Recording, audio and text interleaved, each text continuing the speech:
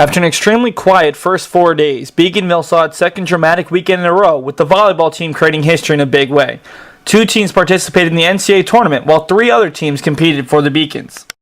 UMass Boston went down the road to New London, Connecticut Thursday, aiming for their second NCAA Regional Championship in 3 years, and after a wild weekend, they did just that. Friday night, the Beacons faced off against MIT in a matchup of intrastate rivals. After dropping a close first set, the Beacons ended the Engineers season by winning the next 3. In the semifinals, the Beacons were pitted against host Connecticut College and their horde of Camel fans. After splitting the first 2 sets, UMass Boston needed 4 match points to finally take down the top seed and earn their 3rd straight trip to the regional finals. Sunday's match would prove to be even more thrilling as the Beacons took on 2nd-seeded Bowdoin College. The Polar Bears had won each of the first 2 matchups against UMB, but had to deal with a partisan Beacons crowd. UMB jumped out to a 1-0 and 2-1 set lead before facing a 5th set for the 2nd straight day. Despite leading the entire set, the Beacons found themselves tied at 13 with their season on the line. Captains Amber Clemens and Shannon Thompson recorded back-to-back kills to help UMass Boston punch their ticket to Holland, Michigan, and the Elite 8 of the NCAA Tournament. The women's soccer team also earned a spot in the NCAA Tournament and faced off against number 6 Ithaca College in the Beacons' first ever NCAA Tournament appearance.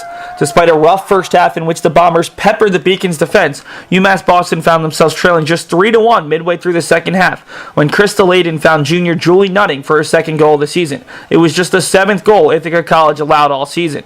The Bombers went on to defeat UMB 5-1. But UMass Boston finished their historic season with the program record for wins, conference wins, and goals scored.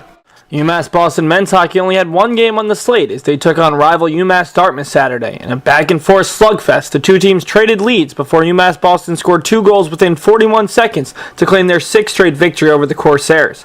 Freshmen Frankie DeAugustine and Max Revis each scored their first collegiate goals, while classmate Jeremy Finger had his first 2 career points in his first collegiate game.